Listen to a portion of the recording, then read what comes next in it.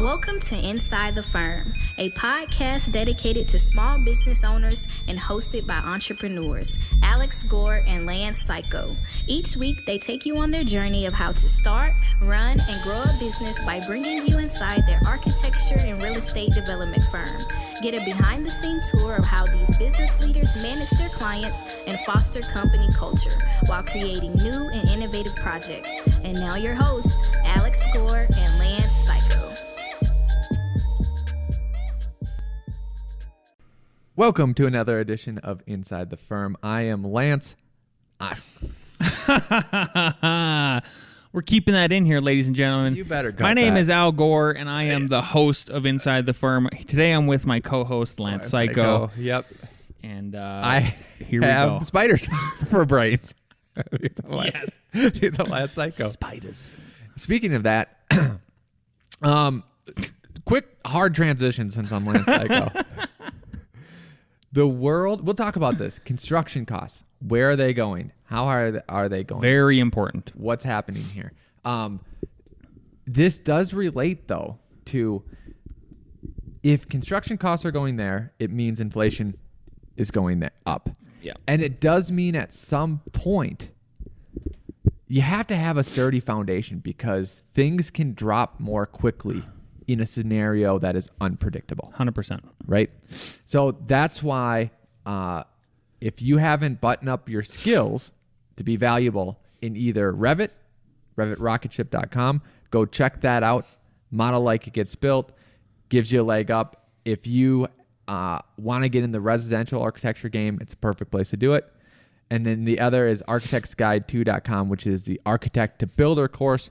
Help you secure some of those projects to actually build, to extend your base, to create a steady foundation of financials so that you can weather any storm that comes your way. Check them out. Absolutely. The other thing you should check out is ArcCat. With project conditions changing, as Alex said, and limited time to get things done, we never have enough time. It's good to have information at your fingertips. ArcCat.com provides architects, engineers, spec writers, and contractors, like Al Gore, with the most comprehensive libraries of building product content and design so you can access it quickly and efficiently. Even better, ArcCat.com is free to use and requires no registration. So visit today and access the information you need now. That's ARCAT.com. Check them out.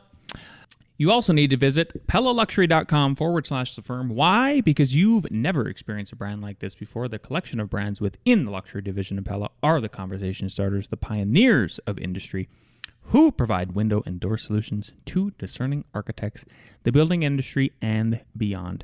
They have decades of experience creating things no one else in the world is creating, and the collection of brands are brought together to complement on and build on one another. They don't push beyond the limits. They set them.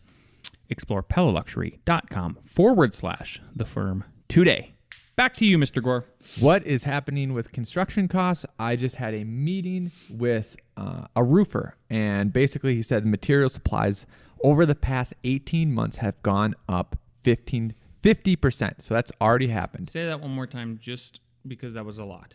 Material supplies over the past 18 months have already went up 50% for roofing. Holy cats. Okay. Basically, what is happening now is they have then been let know from the manufacturers to expect a 5% increase every month. And I go, holy cow, in 10 months, by the end of the year, that's another 50%. Mm-hmm. Then he stated, well, you forgot about compounding interest. Compounding interest. Holy cats. Good Because point. 5% on something that's 25% higher is not the same as 5% on something that's 25% lower. So that's crazy. And I bet you it's not all related to this. He also says warehouses are full.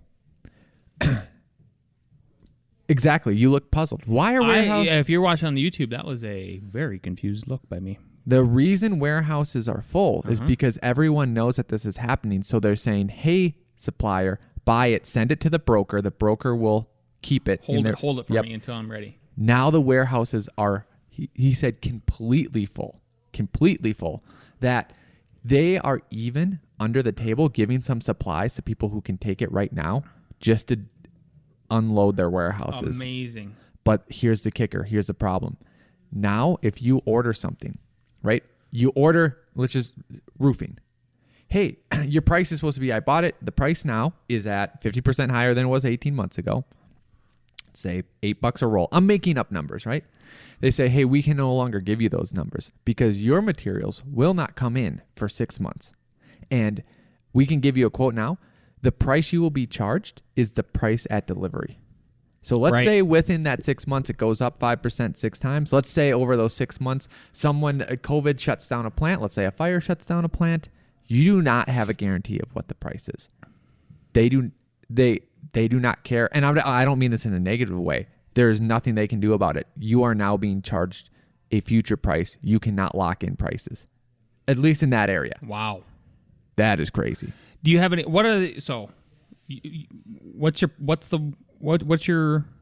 have a strategy it's just beyond being aware? Like, is there a strategy to try to mitigate here? Or? One is, when we're doing with that is, hey, can you order it? And then we can maybe take delivery early because we can store it on site. There you go.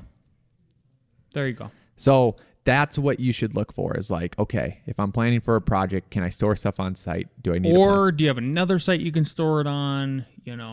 Really do some cost analysis here of like, does it make enough sense to do that, even if it's on another site or a buddy site or whatever, and then securing the materials, like what's the cost difference between doing all of that, which maybe includes like a shipping container? Yep. The other thing too is maybe customers need to be vetted a little bit more. And especially if you're going to take on the construction side, I think sometimes architects do not care if it gets to construction as long as they get paid throughout the design to do it, right? But some people will ask, hey, what is this going to cost me? I'm going to design for this price range. Interesting. You can say, hey, this is going to cost you $230 a square foot, $250, whatever that number is going to be. But just to let you know, prices are very, very unstable, unpredictable, and cannot be locked down. And if this $250 a square foot is going to break your budget, maybe we need to reduce the square footage or design to a lesser standard, and maybe you can upgrade later or something like that and plan for $200 a square foot rather than $250. Just know that that's coming. Then you're gaining trust. Then you're giving them knowledge, which makes you more of an authority, and you're doing the right thing. Yeah. Well, today I would like to do something I haven't done before. We haven't done before on this podcast, and that is give a little sneak peek for an upcoming Monday morning coffee episode. I interviewed yesterday a wonderful lady. Her name is Veronica Romney, and she is a Dream Team architect. Not the architect in the sense of buildings, so anybody who gets triggered by that, I'm sorry. But that's what her title is. She's calling herself. She helps entrepreneurs dial in human resources, cultures in their company, bottom lines, all of that stuff. She was great. She's a Cuban. She's a first generation Cuban immigrant. So we got into a little bit of that. But she had two really good points of discussion that I thought. One of them, she even called her a little TED Talk, which I liked. And the first one is, it's called 3 Pillars Behind Successful Dream Teams and Hiring A-Level Players. Ooh. And I thought it'd be interesting to play because some of the points she made really hit us in a meaningful way lately with some staff changes. So here we go. I'm interested to see what Al has to say and the audience. So again, this is a little sneak preview. There's 2 snippets here that I want to play for everybody. What are the 3 pillars behind successful dream teams and hiring A players? Ooh, goodness, gosh. Okay, here's just Veronica's TED Talk philosophy, and I'm just going to be real straight with you because this is what I have found that works for me. But then when I apply this to how I hire or retain or promote, it has always served me very well. So it's just my compass. So my compass goes along the lines of like, there are 3 core pillars why people stay or they go. And at any point, if any of these 3 pillars are in jeopardy, let's say they're a yellow light or an orange flag or a pink flag, like we have a problem because now you have a flight risk or you have somebody who can easily turn into a locker room lawyer and spread negativity amongst the rest. So for me, number 1, do you actually have a passion for what you do? Like you like the thing that you do when you are in isolation. Like I like writing or I like deploying emails or I like ads. Like what do you actually like when surrounded by no one and you are isolated? Number 2, now comes the people component because we're social creatures. Do you like doing what you love to do with the people next to you or for you? And I have certainly been in jobs where I loved the thing I was doing and hated my boss and had to get the hell out, right? So do you enjoy the people that you are next to or you're working for?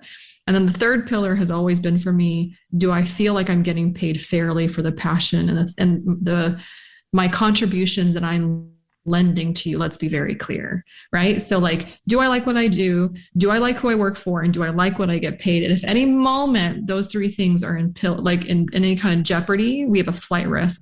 What are the three? I love it.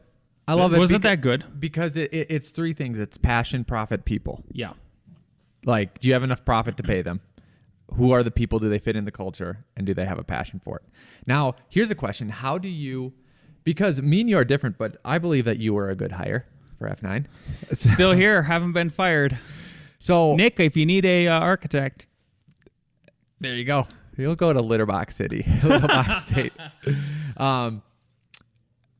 You probably know, I was drawing literally since forever, and then architecture since middle school, like legitimate architecture since middle school. If I asked you, like, Lance, what project have you designed, thought of, doodled, sketched, whatever, outside of schoolwork, would you have an answer for that back in the day? And then should I flag you for that? How old am I? What am I doing? You are just graduating college, and you're applying to F9. Oh, I felt as if I didn't learn Revit to the capacity that the former firm I was working for should have taught me. And so what I did is I took one of the tree houses for my thesis and I remodeled it in Revit, and that's what I've been working on. Yep. The other thing you could say too, unless you forget it, is that I did all my schoolwork, and then on top of that, I did another thesis about sustainable design and straw bale, blah, blah, blah. But the reason I'm getting to the reason why I ask this is because a lot of times we think of standards that we want to have now that we couldn't meet in the past. And the example is Navy SEALs were making new standards, right? And they said, hey, these should be the new standards for getting into the Navy SEALs. And then the commander said, hey, that's great. Give me a second. He comes back like an hour later. He goes, here were all of your PT tests. None of you would have made it in. Are you sure that these are the standards we should have? Because none of you would be Navy SEALs. Yeah. And I don't mean to like negative on it because I love it, but I'm just trying to find a way, like, how do we vet for this in a realistic way? I'm so glad you asked, Mr. Gore. Oh. What if you're hiring somebody with no experience is our next little segment here. And I think it's a good way to, so there's part there, you'll see there's some partial answer here. But I like this. Like, okay, it's at least setting you up, the interviewer for the interviewee, of like asking those kind of questions about passion. That was very important to me. It's like, so I know that for a fact, one of our senior staff members, back when I was on Instagram and I followed him and he followed me, I would see him at the beginning of even his work here, going above and beyond and working on additional projects. I don't think I've ever told you that. It was Ross.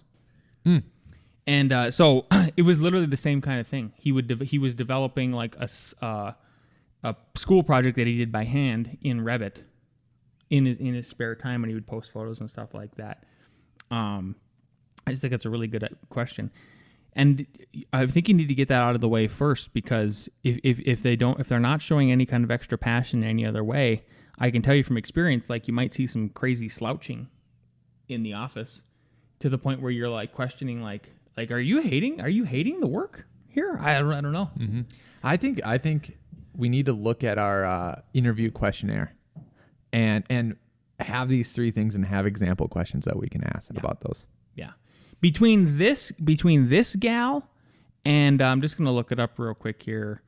Let me see here on a different one. So between this gal, which again, her name is Veronica Romney, and there's another Monday morning episode that I would encourage everybody to take a look at. It just published this last Monday. Maybe you guys have already listened to it, but his name is Ryan England, and he does the same thing. He talks about his company is Core Matters. They provide coaching and training on attracting, hiring, and retaining rockstar employees. Between those two, literally, he's got a whole process and a system. It's called the Core Fit Hiring System. so for small and mid-sized businesses, like it's exactly this audience. Very critical, I think. And honestly, but before we hire another person, like I'm considering taking the course. Well, there was that. It's I'm telling you, like everybody should. I think we've gotten. When I look back at our staff right now, I look and I think, holy cow! I think we got really lucky in a lot of its circumstances without genuinely knowing like what kind of questions we should be asking based on interviewing experts like this. Like I look back at it and go like, oh my God, I'm so thankful we basically got lucky in that sense. Like I don't, you know what I mean? We have started bringing in staff in on the meetings, which is great, but there is a time that it could be 2 years in the future. Yeah. Which seems like this wouldn't happen where Denver could be hiring their own thing. Exactly. So like why We not need to have a have protocol. this and then okay, why this is important, example questions that you can ask. Exactly. And like Story Brand, Don Miller has I remember, I don't know what they were, but some key things to look for. Like we need to synthesize these and put them together. Yeah. Okay, so next one is, again, what if you're hiring someone with no experience? I'm just going to tee that up here for me and Al and you. What if you're hiring somebody with no experience, somebody just out of school who actually doesn't even know the software you need to have them produce, and maybe you have training in place for that? How do you test them at that point? Yes. So, okay. So sometimes the test is your process to completing a test more than the actual submission, if that makes sense. It does. So when you're hiring completely green people, I almost measure their approach to the test and whether or not they ask follow-up questions, whether or not, like I want to see. So sometimes I'll actually ask them to record a loom. It's like a math, like my son's, he's 8.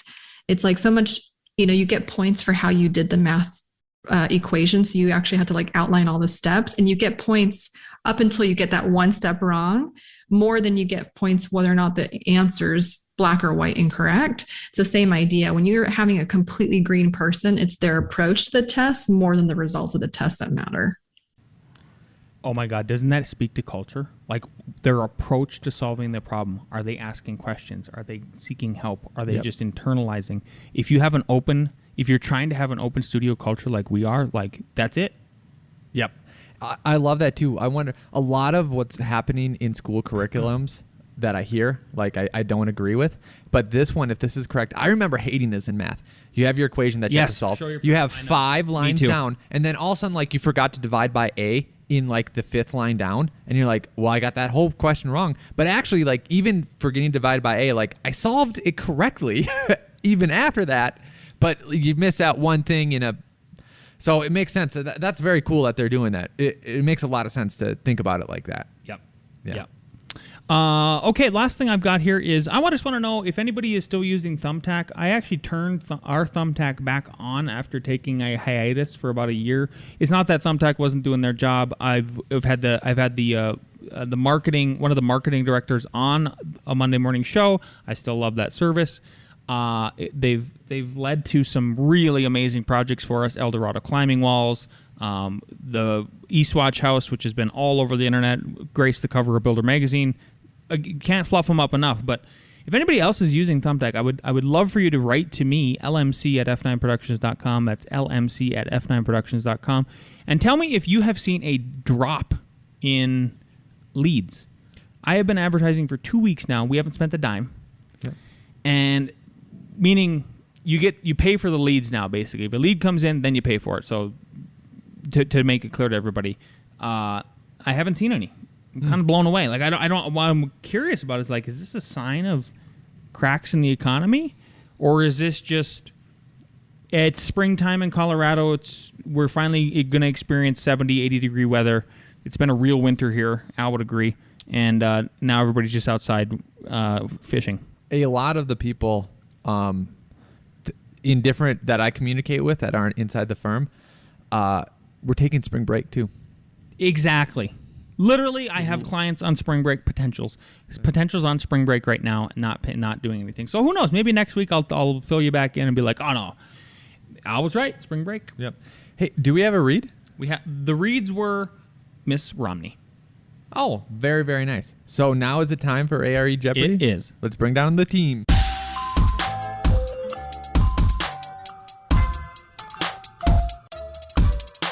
Question number 1. When 2 exits are required, they are to be placed a distance apart equal to blank, the diagonal dimension of the space.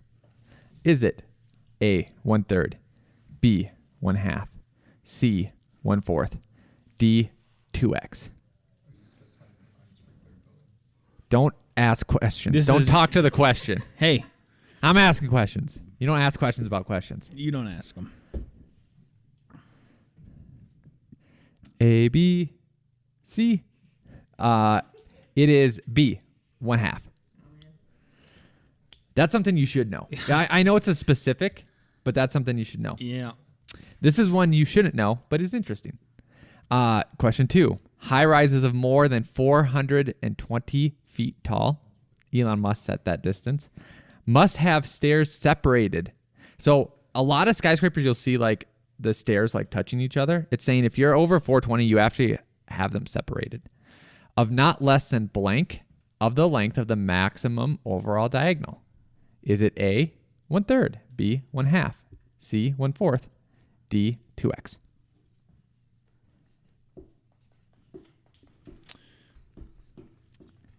C, B, B. The correct answer is 1/4, C. So, yeah. What is the maximum? Number 3. What is the maximum dimension of an ADA riser? A, 4 inches. B, 5 inches. C, 6 inches. D, 7 inches. I see that smirk. I was hoping I'd get one out of you. What is the maximum dimension of an ADA riser? A, 4 inches. B, 5 inches. C, 6 inches. D, 7 inches. We have C, D, A. Correct answer is D, 7 inches. Yes. Yeah. Yep. Because being disabled is obviously many forms, right? It's not just we can't walk. What do we got for scores, Reeves? What do you got? Nothing. Not my day. 0. Jason, where are we going to eat? Jason already picked you. Okay. All right. Well, we'll just go through the motions here. No problem. He is a half a Katek. Half a contact. Yeah, it's true. Congratulations to Jason's boss. 3 out of 6. 3 out of 6 so far? Sweet. Number 4. An architect is designing a project in a hot, arid climate. Which strategies can they employ to bring daylight to the interior of a building but not heat? Select 3. Okay. A, large expanses of south-facing glass. B, light shelves. C, skylights. D, fritted glass. E, north-facing glass. And we didn't even need to repeat, it sounded like. We good on the answers? I can repeat the answers one more time if you need to. Reeves? Don't worry about it, Reeves. No, but it was select what? Select 3. Okay. An architect is designing a project in a hot, arid climate. Which strategies can they employ to bring daylight to the interior of a building but not heat? Select 3. Is it A, large expanses of south-facing glass, B, light shelves, C, skylights, D, fritted glass, E, north-facing glass? Which 3? Still writing. A couple of writers still. What's that? This is the closest to an actual A.R.E. question. It's pretty. Yeah, I feel like the ADA one was pretty tricky too. So Jason says B, D, E. That is correct. And then Katie says B, C, E, and Incorrect. Rebecca. C, D, E. The correct answer is B, D, E. So light shelves make sense, right? Because the light would hit the light shelves and then bounce around. So it wouldn't. It could, and the light shelves could be positioned outside, right? Yes. So then it doesn't hit the glass directly. The fritted glass, I just learned about this, was basically it radiates heat back out. I had no idea. And then north-facing glass, that's pretty obvious, right? Yeah. And skylights, you could get tricked up by that, but it depends where the skylight is. And this located. is like the skylight isn't going to help if it's non-fritted glass. Like you could say, okay, let's just specify the skylight with the fritted glass, and then maybe it'll radiate the heat back out. So if anybody has a desert project out there and they want us to design it, we're Let us we're know. your peoples. All right, that's it. Take us out. If you'd like this episode, please share this episode with a friend, a colleague, your mother, whatever it takes. If you're watching on YouTube, please subscribe, leave us a comment. See you next week.